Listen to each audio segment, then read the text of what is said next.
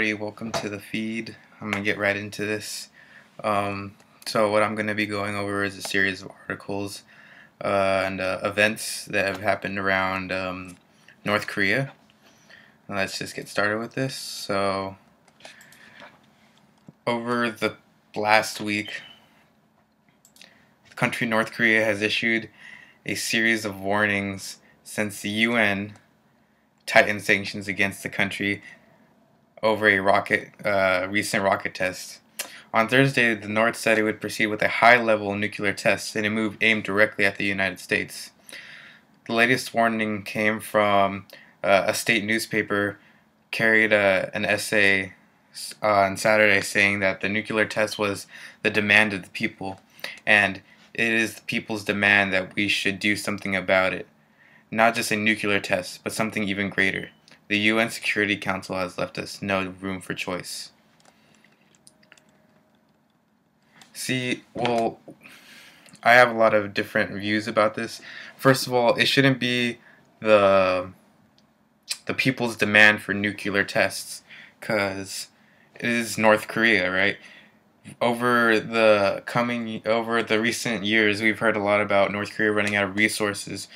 They're having mass famines over their farming provinces, and it's a really big issue.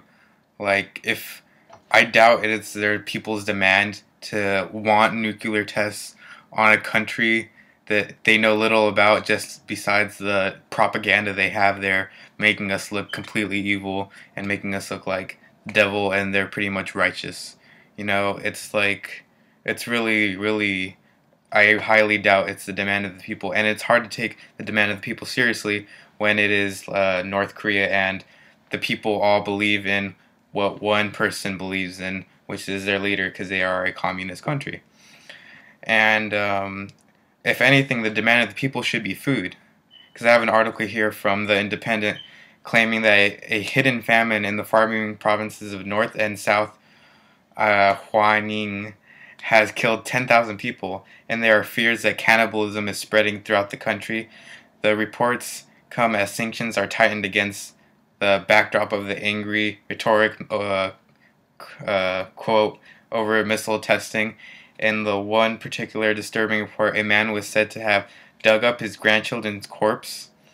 Other reports include the suggestion that some men boiled their children before eating them, but North Korea has neither confirmed nor denied these deaths.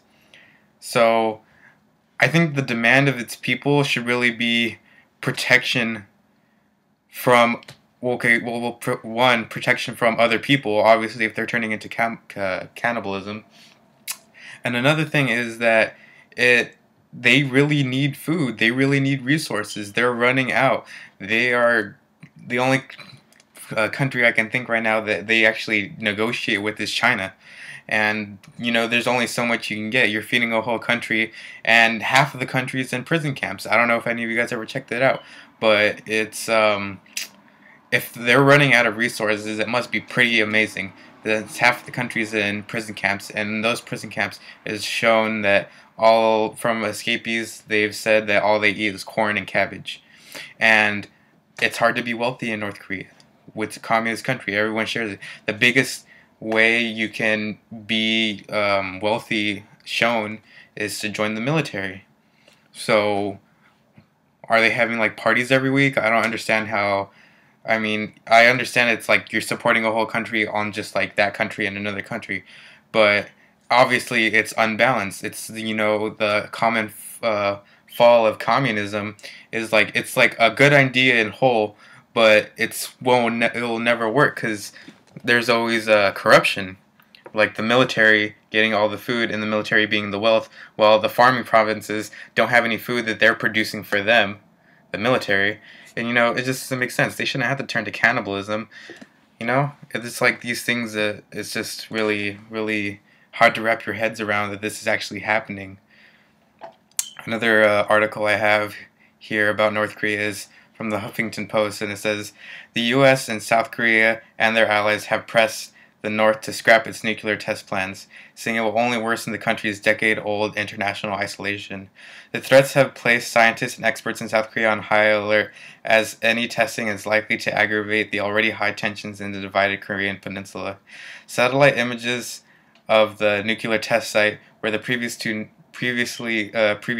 nuclear tests were conducted, show that the North Koreans may have sealed a tunnel inside of a mountain. They hollowed out the mountain, and where they're going to detonate the nuclear device in there. See, that causes some problems, because if they're going to detonate the nuclear device in there, there will be no traces of radiation that people from South Korea can trace, so we can know that the tests they've actually tested the nuclear weapons.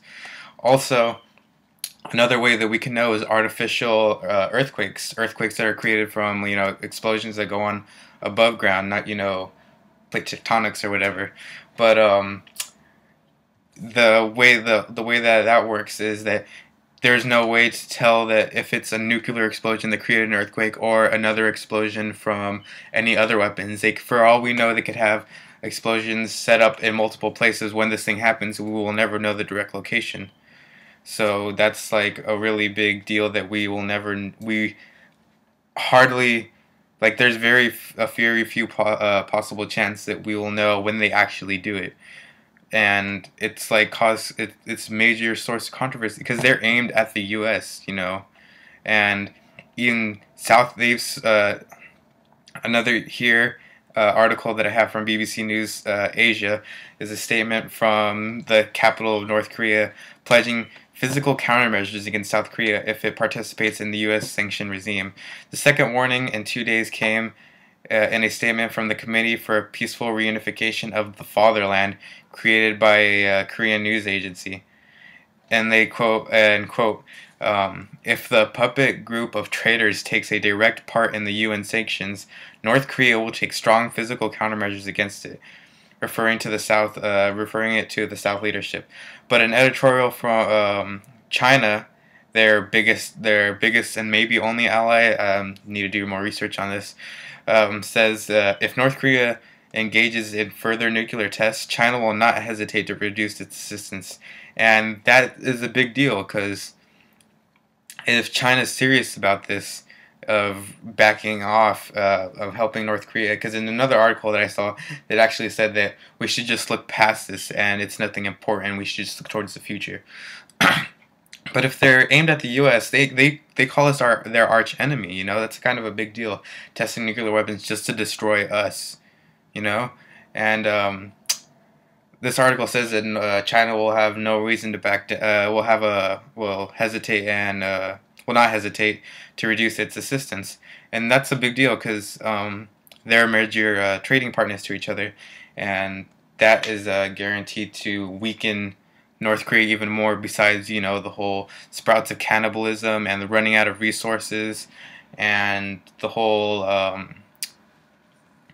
changing of governments, which is supposedly gone smoothly with Kim Jong-un being the new leader. But there's also going to be some controversy, a little drama, like his wife getting pregnant or whatever. And in this, to wrap this all up, I also have another article, a little on the brighter side, about Google Maps. Turns out Google Maps opened up its program for North Korea Tuesday as to citizen cartographers around the world, urging them to contribute whatever knowledge and information they have about the world's most secretive countries. And this is kind of good. Maybe we can get more kind of insight on what the country looks like. Very few people have been there, and even the things as they see have been reported to be fake, like false buildings, like buildings that don't have anything inside of them, no people being there. And it's really tricky because a country so secretive as North Korea.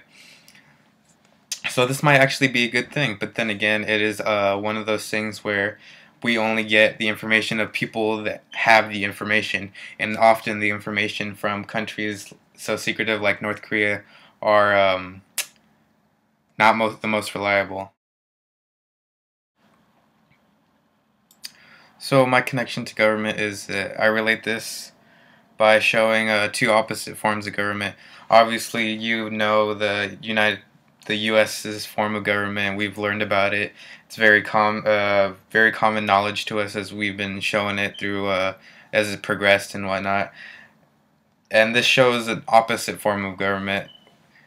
Well, because North Korea is a communist country, and they run on a theory of social organization in which all economic and social activities are controlled by a totalitarian state dominated by a single and self-perpetuating political party.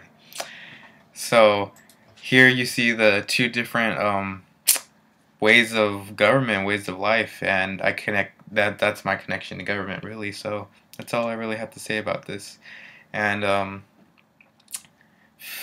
all the articles are going to be in the description box for you guys to check them out if you guys ever want to.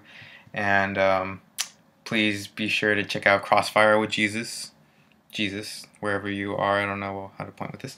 And yeah, thanks for watching, and sorry that the video is so long, but I wanted everyone to be well informed on the series of events that's happening around North Korea. So thanks for watching, and have a good day.